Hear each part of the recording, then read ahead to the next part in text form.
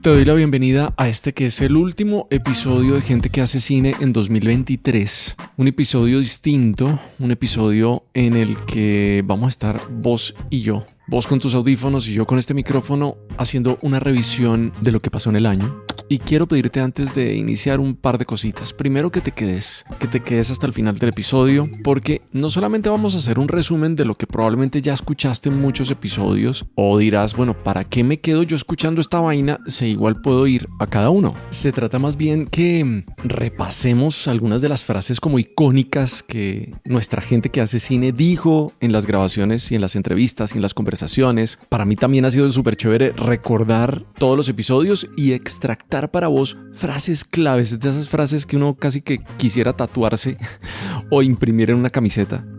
Me mandan la película y le digo, oye, tu película no necesita música. ¿Cómo así? Le digo, no necesita música. O sea, el director logró algo tan espectacular con los actores que en ningún momento yo sentí que necesitara algo. La idea del control, desde luego para un guionista es impensable. Por otra parte, la respuesta sería, ¿no? Si quieres control, dirige.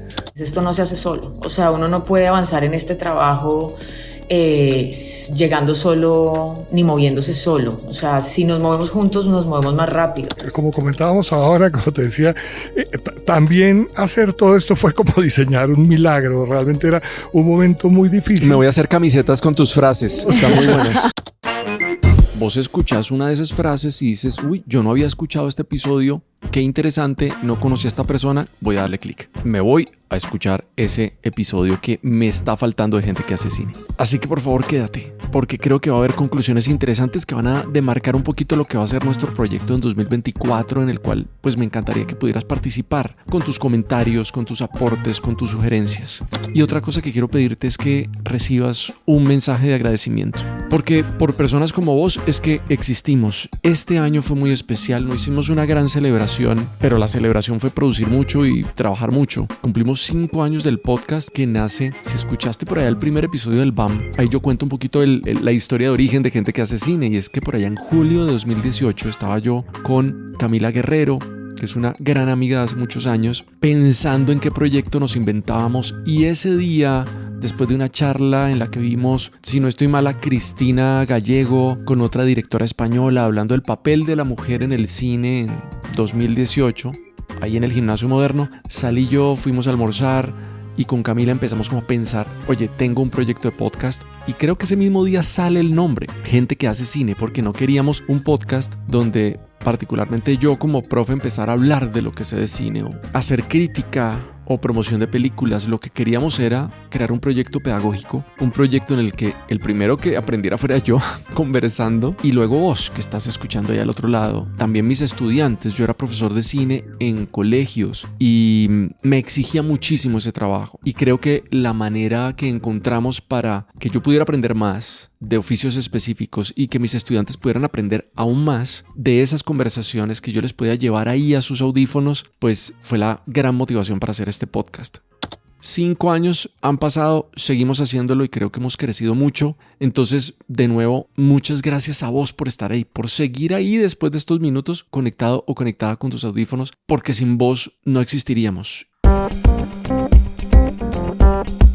Este episodio yo creo que va a tener tres enfoques. Estuve reescuchándome los 32 episodios que producimos este año. Es que este año creo que ha sido el año en el que más hemos conversado, en el que más hemos aprendido, también en el que más hemos viajado. Hicimos 32 episodios y hablamos con cerca de 70 personas, porque había episodios que gracias también a la invitación de los festivales, que fue como un hito en 2023, pudimos hablar en cada episodio con 2 o 3 personas, porque estuvimos moderando paneles, porque estuvimos grabando episodios. Este año, haciendo como un resumen, como que se divide en 2 grandes contenidos de Gente que hace cine. El primero es que hicimos una buena cantidad de contenidos a nuestro estilo, que es esa conversación cercana, individual, esa conversación donde los invitados y las invitadas de Gente que hace cine llegan incluso hasta mi casa. Les preparo café, les preparo una aromática, nos tomamos una cerveza, lo que sea, y conservamos esa cercanía y esa conversación donde yo me sorprendo también preguntando de cosas, donde yo como periodista me alejo del formato de la entrevista y me dejo llevar por la conversación. Yo no lo puedo creer. Volver. Sí. Este es oficialmente, ya estoy grabando, este es oficialmente el primer repitis. En segunda instancia hubo un gran bloque que fue como el segundo semestre de 2023, que fue viaje por festivales. Todo arranca en el Fixi, allá moderamos y grabamos 2 episodios para vos, pero también después nos fuimos a Cajicá, moderamos una charla allá y después vino el BAM, que aquí tengo que darle una mención grandísima a la gente de Proimágenes, a la dirección o la subdirección de comunicaciones, especialmente a Omar y Ofen, que confiaron muchísimo en mí y en el proyecto. Hacen la conexión con el BAM, ahí con Carlos Moreno y con todo el equipo. Digamos como que quería pensar cosas nuevas para el BAM, el Bogotá Audiovisual Market. Eso fue en julio. Y vamos a hacer una alianza y terminamos haciendo una cosa grandísima. Terminamos grabando 9 episodios, muchísimo contenido, conociendo mucha gente, y eso nos dio una plataforma grandísima de exposición para que después de nuevo otros festivales nos empezaran a, entre comillas, comprar el formato de podcast para la programación de sus festivales. De manera que fuimos a Fusa, Gasuga, estuvimos en Narrar el Futuro. Bueno, ahí fue dictando talleres de podcast, pero también nos llama Ficali, nos llama Miradas. Entonces fue muy interesante poder haber llevado este estilo de conversación hasta los oídos y hasta la presencia de muchas personas. O sea, gente que hace cine no solamente como un espacio para el mundo digital y el podcast, o sea, los audífonos de alguien como vos, sino también para la presencialidad, para el público, para que fuera, entre comillas, un show en el cual la conversación llega a otros lados. Y la tercera parte de este episodio, que creo que para mí es la más trascendental, es que seleccionamos unos fragmentos de una pregunta que terminó siendo recurrente durante 2023 en varios contenidos que hicimos, y es ¿qué hacemos con las audiencias? Que creo que va a ser la pregunta más importante de 2024. 2023 cierra con un récord maravilloso de producción de películas, 71 películas estrenadas en Colombia, pero al mismo tiempo la tasa de participación de audiencia más baja de muchísimos años. O sea, estamos produciendo mucho, de muy buena calidad, con presencia en festivales internacionales, pero nadie lo está viendo. O nadie no, un número muy reducido de personas estamos yendo a salas. ¿Qué está pasando? ¿La gente dónde está viendo el cine? Y si lo está viendo, que por supuesto lo está viendo en las pantallas, en las plataformas, ¿por qué no está escogiendo el cine colombiano? Creo que el gran reto va a ser ¿qué hacemos nosotros para que la gente vaya no solo a salas, sino que vaya a las pantallas, que vaya al cine que se produce y que se crea en Colombia? Y entonces este podcast va a tener los fragmentos claves de algunas conversaciones que tuvimos con personas a las cuales les hicimos esa pregunta, y quiero que ese sea como el punto de partida para lo que viene en 2024. Eso, como siempre, no lo voy a responder yo, sino que lo va a responder la gente que hace cine con la que hemos conversado. La intro más larga de 2023 es esta. Espero que sigas ahí, y esto arranca así.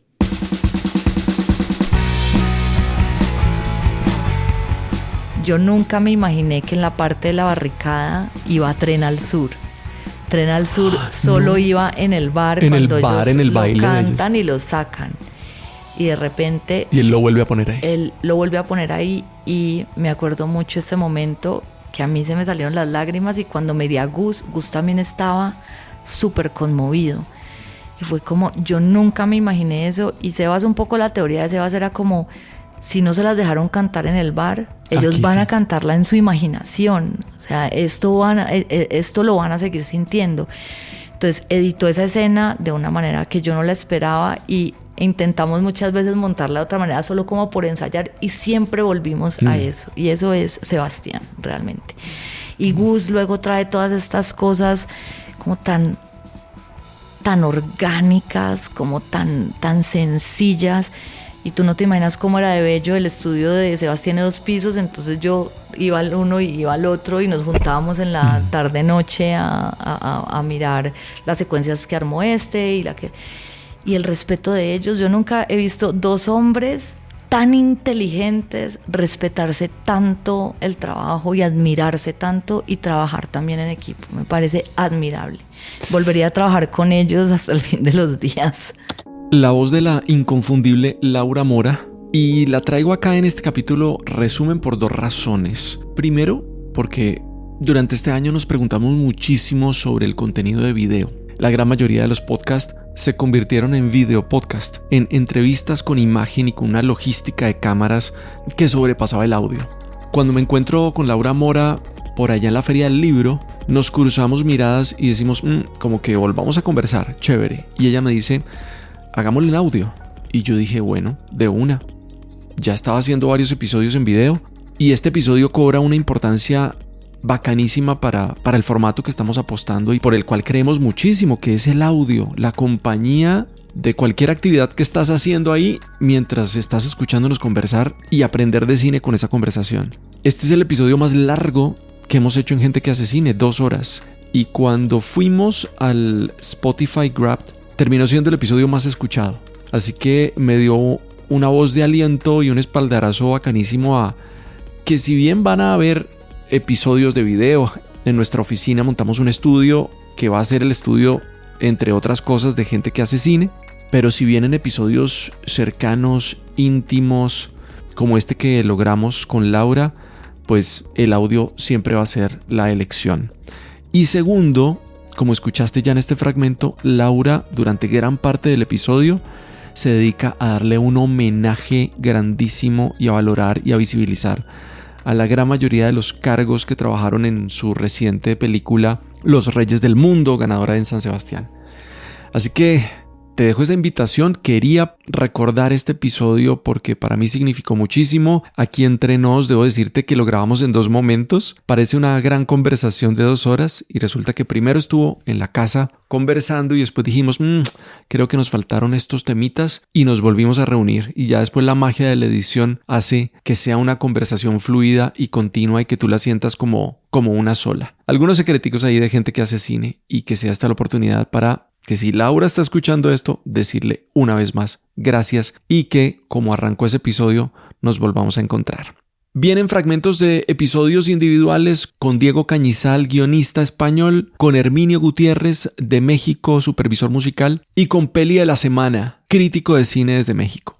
Volvamos entonces a la pregunta que quedó por ahí. Retomemos ese recurso de guión que dejamos plantada esa pregunta y traigámosla de nuevo. Planting y rewarding. ¿Sí? Exacto. Entonces la pregunta era, y bueno, esa sensación de cuando el director o la directora pues hacen otra cosa de lo que se propuso en guión, o cuando se ruedan cosas pero en montaje, es que en montaje hay otra reescritura completamente. La reescritura de montaje no debe ocurrir si las cosas han quedado medianamente bien. El montaje viene a resolver los muchos problemas que se han podido producir en el camino y afinar las cosas que tú escribiste pero han quedado mejor si se hacen de otra manera. Pero esa idea de la reescritura desde el montaje es muy de documental, pero tiene... O sea, no debería ser así en la ficción. Por supuesto, sin despreciar lo muchísimo que aportan los montajistas. Claro. Solo lo que deben hacer es potenciar lo que ya hay, siempre y cuando lo que hay no sea un desastre. Entonces sí que les toca inventar. Sí. Y arreglar cosas. Y arreglar... No, pero literalmente se han visto casos... hay una frase muy, muy triste en la industria que es mándaselo a no sé quién a que lo salve. Wow. Así, sí, lo arreglamos en post. Pero eso no es lo deseable. Pero la realidad del rodaje sí que te va a cambiar. Decía, parafraseando a David Mamet, que es un gran guionista, ¿no? Si no quieres que te cambien las cosas, no te dediques a esto, ¿no? Es como querer ser boxeador y que no te den de hostias. No funciona así. Me imagino que todo lo tuyo es absolutamente legal.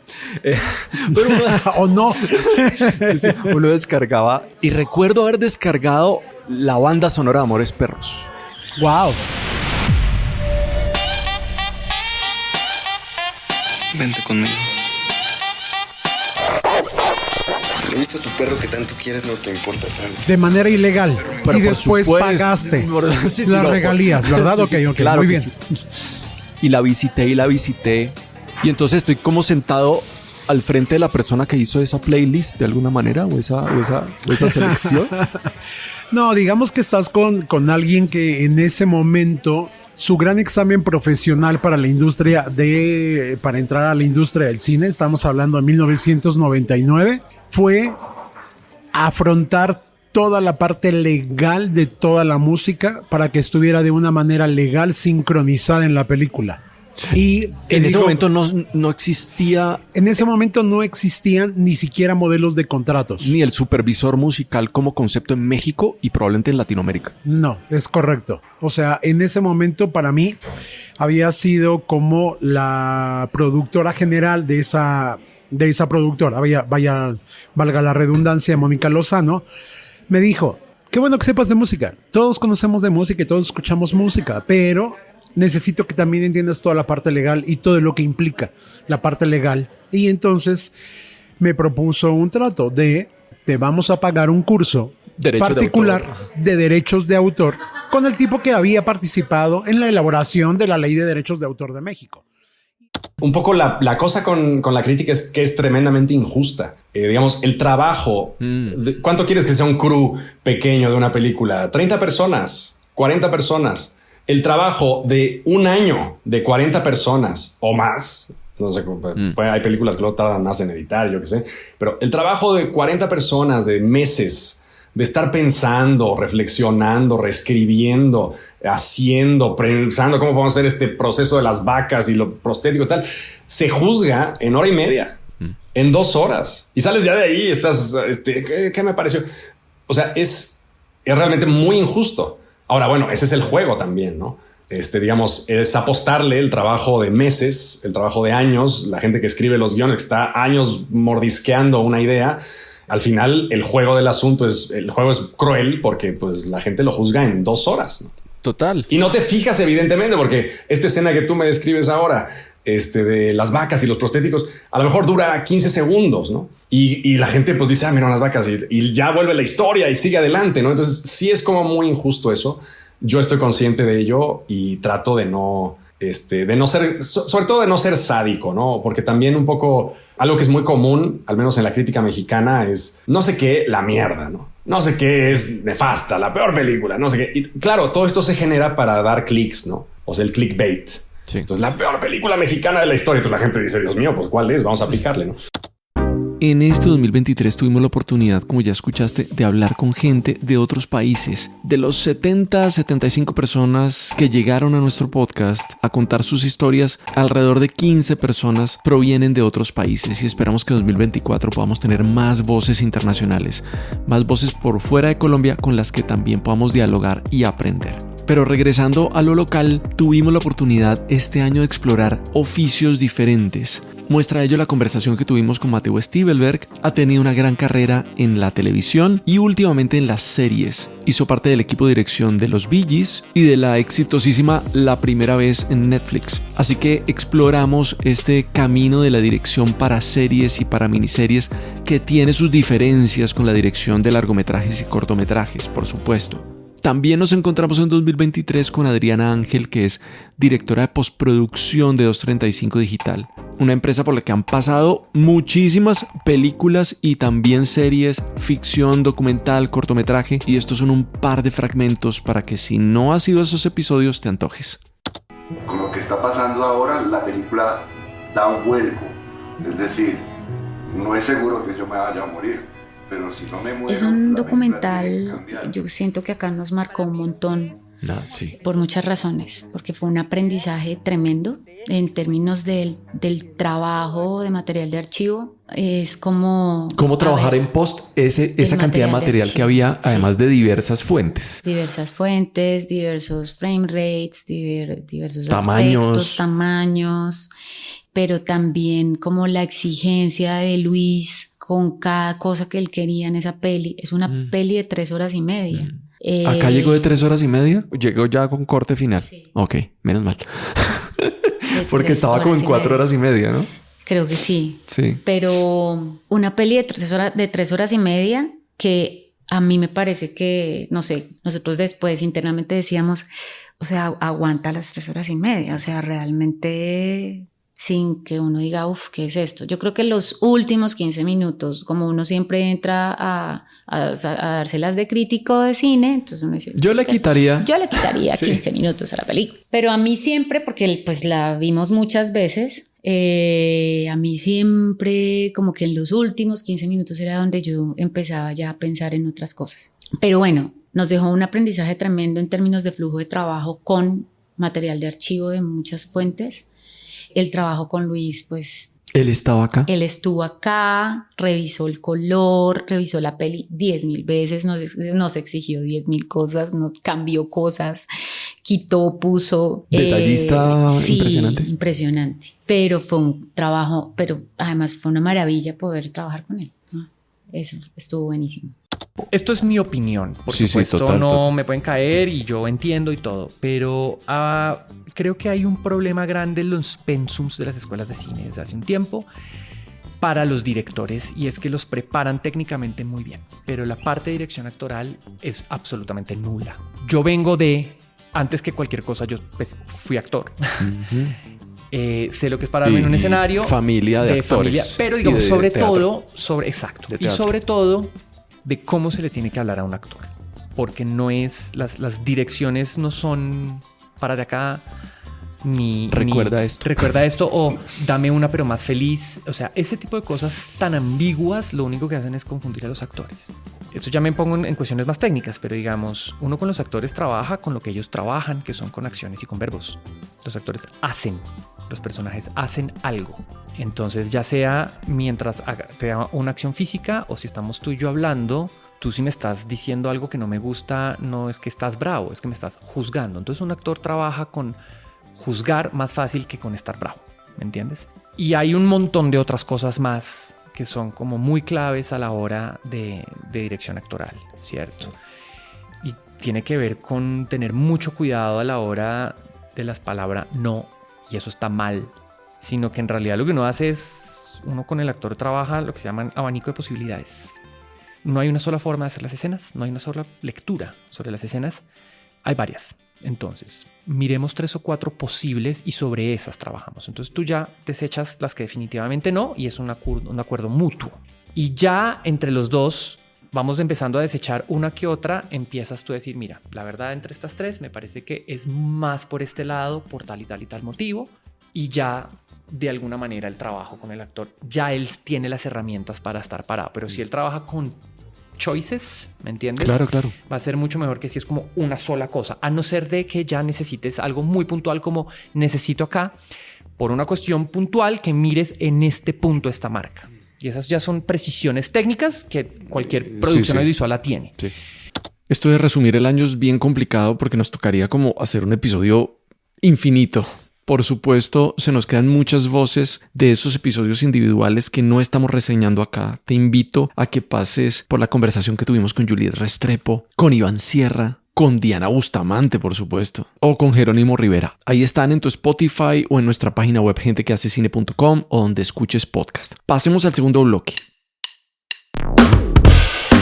Te habíamos dicho, nuestro segundo semestre se centró muchísimo en festivales. Bueno, no tan segundo semestre porque arrancó desde el FIXI. Allá hicimos 2 episodios, después vino el BAM, en el cual hicimos 9, que ya no son tanto conversaciones individuales porque tuvimos un formato de 2 y 3 personas en mesa, sino que abordamos diferentes temas. Para hacerte la vida más fácil, lo que hicimos fue hacer unas playlists en Spotify, así que puedes encontrar la playlist del BAM, que te la dejo aquí en la descripción de este episodio. También está la playlist de FICALI, en el cual hicimos 5 contenidos maravillosos con gente muy nueva, como la gente de la Ruta Studio o la Asociación de Cineclubes de Cali, y gente ya tradicional y emblemática como la Rata Carvajal, hablando de Caliwood y lo que significó su oficio como fotofija. Pero probablemente lo que más nos llama la atención de este segundo bloque fue que haber ido a festivales nos permitió ir a región. Y quiero compartirte entonces 2 fragmentos de esos festivales o de esas regiones a las cuales pudimos acercarnos en 2023. Y una es el Festival Internacional de Cine de Fusagasugá, que estaba cumpliendo 10 años.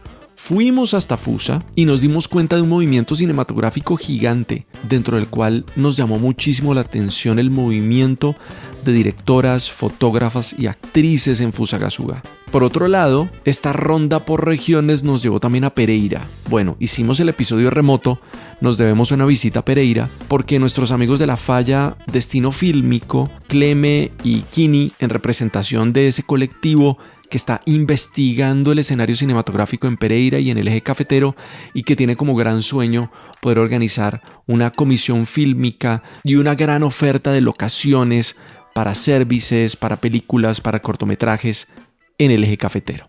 Esto fue lo que nos dijeron. Siento que el FICFUSA hace que las personas quieran moverse más, aprendan, estén. Que lo vean posible. Exacto, que lo vean posible, eso. Que lo vean también más de ellos, pues de nosotros, ¿sí? Siento que genera un sentido de pertenencia hacia la región y eso es fundamental. Sí, hace poco estábamos en una vereda que es Tierra Negra y cuando estábamos entrevistando a las personas para saber cómo habían sentido este día de cine, esta noche de cine, decía ella que estaba muy emocionada porque era la primera vez que iba a cine, una señora de más de 60 años. Entonces son logros del festival que también son valiosos de rescatar. Claro, no hay donde estudiar acá periodismo, comunicación. Periodismo y comunicación, quizás sí, en la UNAT, a distancia. A distancia. Lo que es cine, fotografía, sí, lo más cercano es la Secretaría de Cultura, que como vieron aquí estuvimos las tres. Y también FICFUSA. FICFUSA que se ha traído talleristas y que también Natalia y Ginés han compartido su conocimiento para con nosotros. Finalmente, si queremos hablar de una futura industria, tenemos que entender si de esto se puede vivir o cómo viven las personas que trabajan en esto. Queremos entender si eres productor de campo en Pereira, cuánto puedes ganar. Si eres productor de campo para un corto de relatos regionales, vas a ganar algo similar a lo que ganarías siendo, por ejemplo, un productor de campo para una serie de Mintic. O sea, son preguntas que hay que hacernos, pero sobre todo con una investigación que tenga un carácter centrado también en los números. O sea, nos interesa eso. Maravilloso. Data. Que a veces los que estamos trabajando en el arte o desde ahí nos cuesta esa vinculación, pero es absolutamente necesaria, ¿no? Los datos y el análisis de los mismos para poder tomar decisiones muy, muy acertadas para que la industria o el sector crezca. Entremos a la pepa entonces. La Falla Destino Fílmico busca, voy a decirlo así, crear una comisión fílmica que busque organizar el tema de la región como un destino fílmico, locaciones. Bueno, ¿cómo es la vuelta ahí? Eso lo tenemos que conectar con la pregunta anterior, y es que básicamente cuando escuchábamos la palabra mapeo era como un concepto muy abstracto que fuimos escalando poco a poco, y ahora no podemos decir que tenemos un mapeo en la región, sino que tenemos una información que tenemos que organizar estructuralmente para llegar a consolidar un mapeo, pero eso no es a corto plazo. Y llegamos al tercer bloque de este episodio final, resumen de 2023, que me imagino que le has dado pausa y has ido a un episodio y al otro, o has tomado un cuaderno y has anotado cuáles son los que te encantaría revisar o revisitar, o ya le has dado clic y guardado las playlists de los festivales para que repases en esas playlists temas como la relación entre la actuación y el diseño de vestuario, la distribución de contenidos latinoamericanos en Estados Unidos, la ley de cine y su celebración de 20 años, la música en el cine de Víctor Gaviria, el panorama de la animación en Latinoamérica, la inteligencia artificial en el cine, los retos del diseño de producción en Latinoamérica, el panorama de los videojuegos, el cine de género como la fantasía y el horror en Latinoamérica, y uno particular que nos llamó mucho la atención y que te invitamos a que visites, y es la generación de espacios de cuidado dentro de la industria audiovisual. El tema de las habilidades blandas, las habilidades socioemocionales, las enfermedades mentales, el respeto por el otro, los derechos humanos, cómo fomentar todo esto en la industria audiovisual, en el set. De eso hay un episodio buenísimo en la playlist del Bamba. Vamos entonces para este tercer bloque, sin olvidar que todo este semestre final de 2023 fue gracias al patrocinio de Umaña y Abogados Asociados. Un minuto para contarte quiénes son y ya volvemos. Hacemos una muy pequeña pausa en el episodio para contarte algo súper bacano. Resulta que el cine, las series, los videojuegos, la música, los espectáculos públicos, los medios de comunicación, el deporte, la moda e incluso la comida son formas de entretenimiento en la actualidad. Y todo eso está regulado por algo que se llama el derecho de entretenimiento. Todas estas industrias están reguladas desde ahí. Resulta que nuestros parceros y parceras de Umaña y Abogados Asociados son unos duros en este tema. Conocen el panorama completo de las industrias del entretenimiento, la protección que esos proyectos necesitan, muy probablemente seguramente muchos de esos proyectos son los que tú haces en la actualidad. Y también saben la articulación de todas las legislaciones y requisitos para su realización en varios países. Es muy probable que tengas que firmar muchos contratos, así que todos esos contratos Umaña y Abogados Asociados los pueden tener listos para cuando tú los requieras. En la creación de todos estos proyectos siempre hay temas tributarios que pueden retrasar su desarrollo, pero como ellos conocen la manera precisa de la legislación, pues pueden brindarte asesoría y acompañarte en toda esa gestión. Te dejo los links a su página web y a sus redes en la descripción del episodio. Creo que para vos que estás empezando tu carrera cinematográfica o audiovisual, o que ya la tienes, esta información es súper importante. Sigamos con el episodio. Nuestro tercer bloque de este episodio termina entonces con las reflexiones que hemos extractado de esa pregunta que hicimos en varios episodios sobre cómo conectar las audiencias con esa gran cantidad de producción que se está haciendo en nuestros territorios. Estas son las voces, entre otras, de Diana Bustamante, de Jerónimo Rivera, incluso de Laura Mora al respecto. Y una de las cosas que yo insisto que hay que repensar es que no es una ley, no debería ser una ley exclusivamente para producir películas, que es el enfoque que ha tenido. El 70% de los fondos de la ley de cine se ha ido a producir películas. Y maravilloso porque hemos aumentado un montón, pero es que las necesidades ya no van por ahí. Las necesidades hoy en día están por el público, las necesidades hoy en día están en la exhibición, en la distribución, en otros mecanismos que han quedado abandonados por la ley y que hoy en día son urgentes. ¿De qué nos sirve hacer 50 películas si la gente no las ve? Claro, y si la gente no las ve... Ni las conoce, ni sabe que existen. Claro, y para qué tener una facultad de comunicación o de cine o una escuela de cine, hay camello. Yo lo que siento es que hay camello, claro, pero necesitamos es como conquistar espectadores para que vean lo que nosotros estamos haciendo. Porque nos estamos echando un cuento. O sea, tenemos una fábrica de zapatos que hace zapatos, pero no los vende, los distribuye, ni los exhibe, ni los promocionan, ni sabemos qué zapatos le gustan a la gente, ni cuánto calza la gente.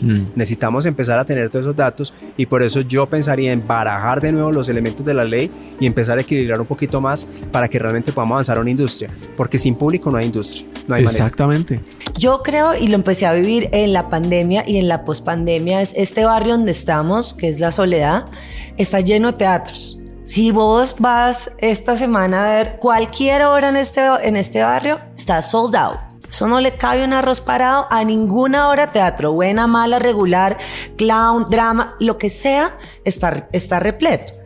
¿Qué fue lo que nosotros perdimos en la pandemia? El contacto humano. ¿Y qué fue lo que se intensificó? Las pantallas. Y al final el cine es una pantalla. Eso que no se nos olvide. Con una cantidad de cosas que nosotros le ponemos ahí, compartir la intimidad con los extraños, la oscuridad, el nivel técnico, sí, todo eso.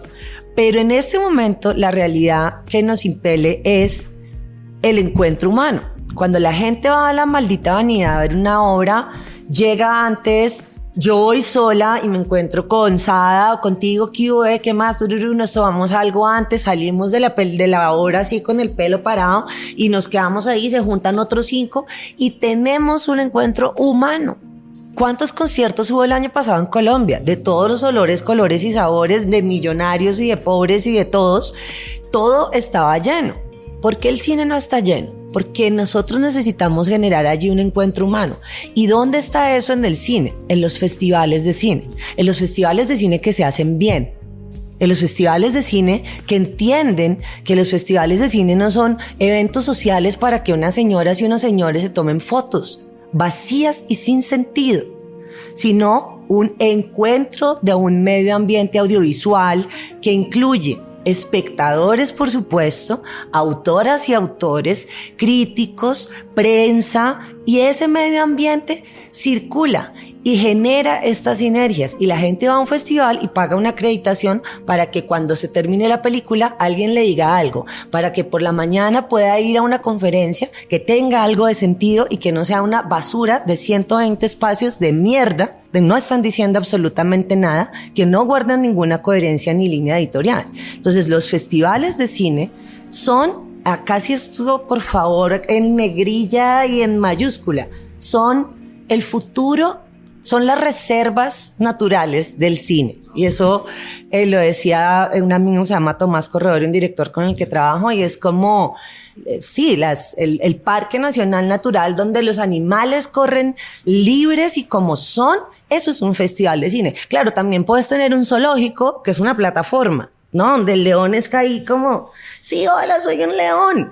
Pues eso es una mierda, es un león encerrado, es triste, pero al menos estás viendo al león, ¿no? Pero qué maravilla cuando uno puede ir a un safari y los ve y los puede tocar y los ves en su natividad. Eso es un festival de cine. En este país hay 185 festivales de cine. Entonces, las señoras autoridades de cinematografía en este país han invertido importantes recursos en cosas que en un punto fueron importantes, pero que en este momento quizás no están siendo tan efectivas. Entonces, ¿por qué no tenemos una política de fortalecer esos festivales de cine? ¿Por qué esos festivales de cine no se organizan un cronograma? O sea, si su festival es pasado mañana y el mío fue la semana pasada, ¿por qué no traemos a la misma persona juntos? ¿No? ¿Y por qué no hacemos una formación? O sea, ¿por qué no fortalecemos los festivales de cine como lugares de exhibición? Las películas colombianas, ni ninguna película llega a Pasto. Pero el Festival de Cine de Pasto existe, gracias a Dios, y con mucho esfuerzo, son unos bravos. Sí.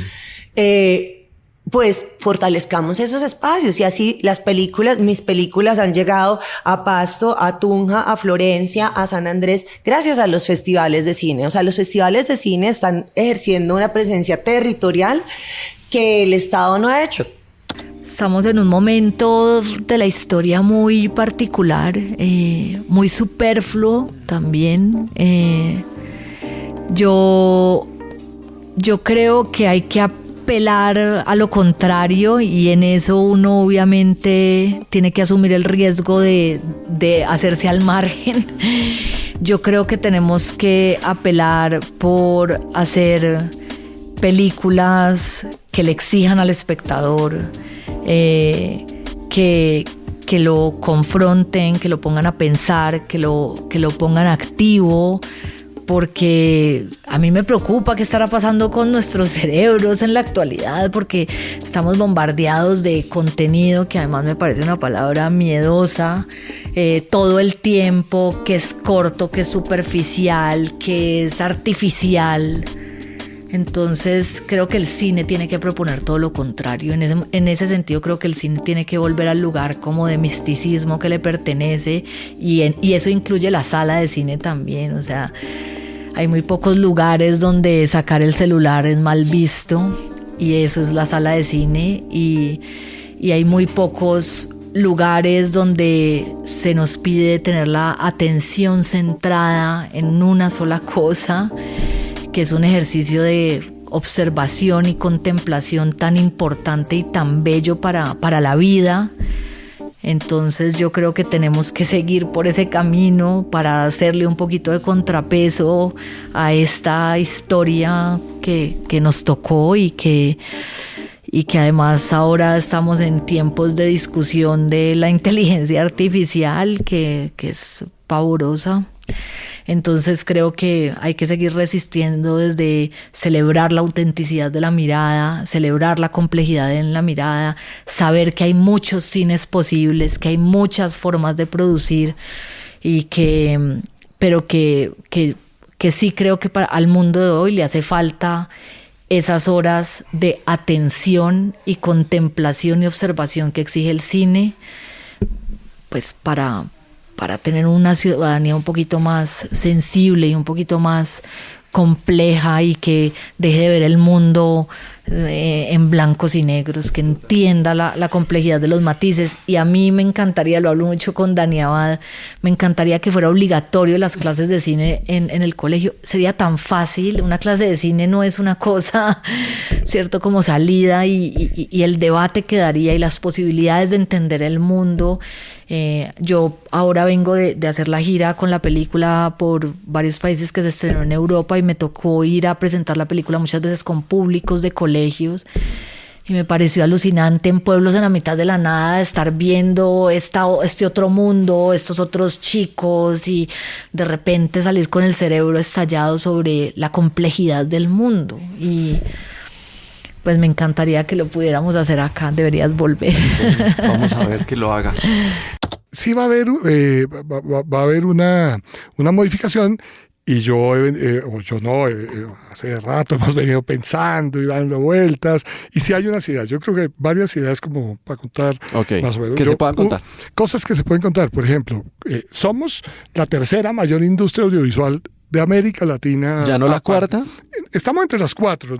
Ahí nos disputamos porque como ahora, por ejemplo, con todo el otro modelo de incentivo para producciones que no son solamente cinematográficas, esto se amplió fuertemente. Entonces, digamos, mirando la cadena de valor, públicos, escuelas, dinero, recursos, fondos, en fin, somos tercera o cuarta. Ahí vamos. Pero hay salas de cine en 52 municipios del país, o sea, hay salas de cine. Ahora, ¿realmente valdría hoy la pena hacer salas de cine? O sea, hacer salas de cine para cine colombiano. Tal vez no, hay que mirar otro tipo de infraestructuras. Entonces, vamos a pensar en un trabajo en infraestructuras con incentivos fuertes para infraestructuras, que los puede haber, que los hubo, que se perdieron, pero infraestructuras culturales para los municipios de Colombia. Es decir, acá se habla de los territorios, de esto, de aquello. Hay salas de cine en 52 municipios, hay librerías en menos de 30 municipios de Colombia, hay una librería.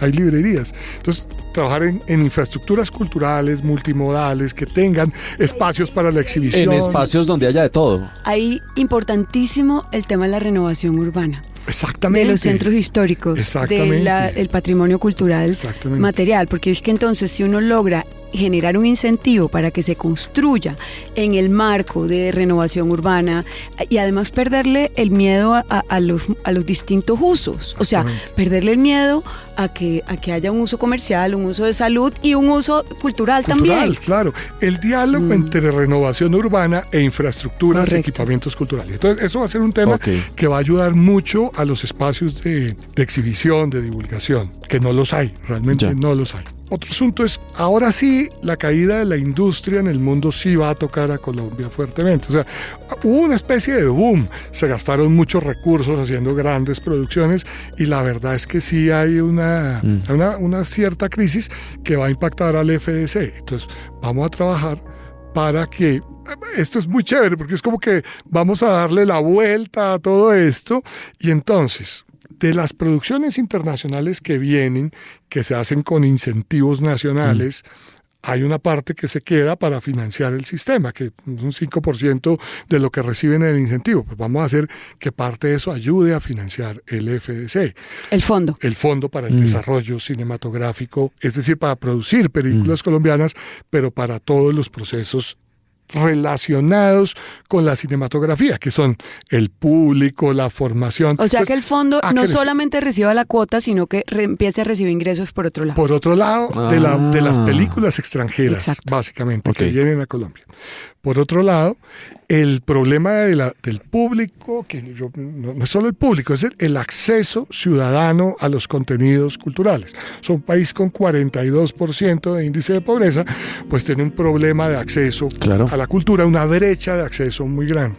Entonces, vamos a trabajar en un modelo de incentivo al acceso, que es una especie de subsidio a la demanda. A la demanda, exactamente. O sea, la gente en edad post-secundaria, los muchachos de 14 a 28 años, realmente quieren cultura, quieren ir a teatro, quieren libro, quieren ir a cine. Quieren hacer música. Pero no lo tienen. Entonces no tienen con qué porque no están trabajando, porque no están en producción laboral.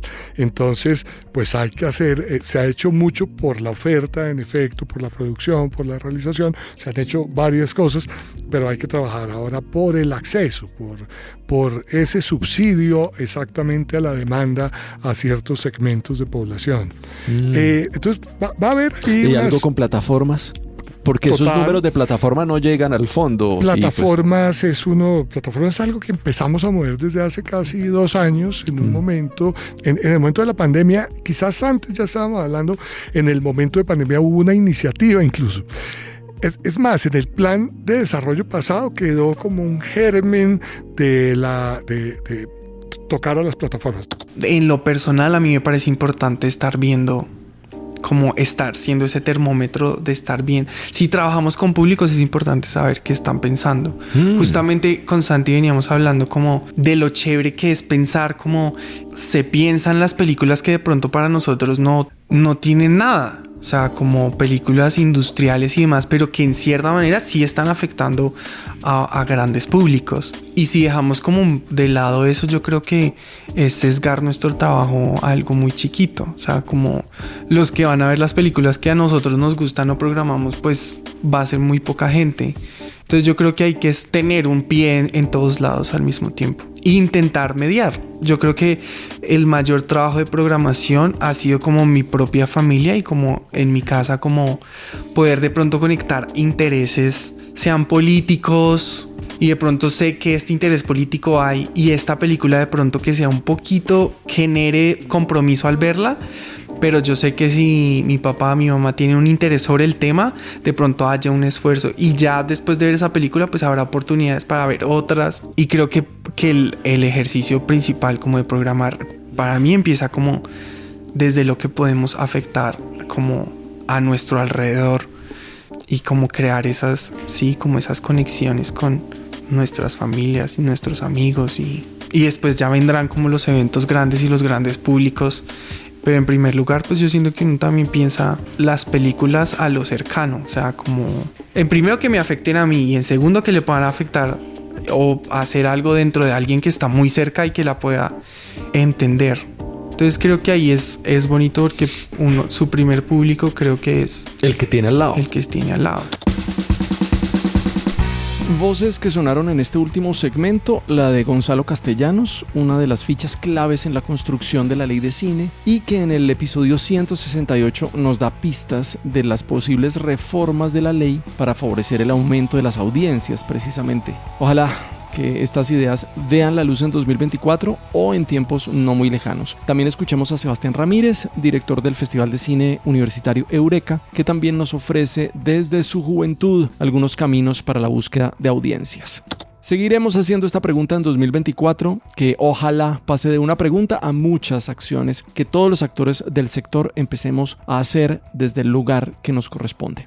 Cerramos esta temporada de Gente que hace cine, el 5º año de conversaciones que han llevado a vos estos 170 episodios, a través de los cuales espero hayas podido aprender como nosotros de cine y audiovisual conversando. Un saludo al equipo que nos acompañó este año: Liliana Gutiérrez de Piñeres, CEO de Lemetre Consultores, uno de nuestros grandes patrocinadores; Lucía Romero, nuestra productora en el BAM y en Villa del Cine; Nicolás Segura, que fue mi oreja, mi consejero y sobre todo el que se encargó de la resurrección de nuestra newsletter y la edición de los reels en video; Valeria López, que inició hace unos meses como editora de audio; Diego González, que nos ha regalado durante varios años esta canción que suena al fondo y nos identifica. Un agradecimiento tremendo a nuestros clientes durante el año: Proimágenes Colombia, La Falla, Destino Fílmico, Ficfusa, Fontour, Umaya y Abogados Asociados, y a nuestros Patreons, por supuesto: Carolina Rodríguez, Manuela Paredes, Hamilton Casas, Juliana Núñez, Marco Antonio Ramírez, Diana Piñeres, Félix Riaño y Diana Páez. A los festivales que nos invitaron: Ficali, Miradas. Aquí hago una parte para decir que esperamos que la gente que lo hizo posible, distribuidores, artistas, talleristas, curadores, activadores en redes, productores y demás, puedan recibir el pago por su trabajo, pago que a la fecha de grabación de este episodio muchos no han recibido de parte de la entidad estatal encargada de la financiación del festival. También gracias a Ficfusa, Eureka, al Festival de Cine de Cajicá, Narrar el Futuro y a Villa del Cine.